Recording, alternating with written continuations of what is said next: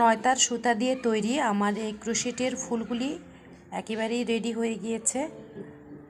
আপনারা জানেন যে আমি ক্রোশে কাটার কাজ করি এবং ফুল থেকে শুরু করে হোম ডেকোর এবং ওয়্যারিং যে কোনো ধরনের কাজ ক্রোশে কাটা দিয়ে বুনে থাকি। এর মধ্যে ক্রোশে কাটার কাজটি শেষ হয়েছে। তো এই কাজটি যে লম্বাটা এটা হচ্ছে আপনার ভিতরে একটা কলি দিয়েছি এবং চারপাশে পাপড়ি দিয়েছি চেন দিয়ে।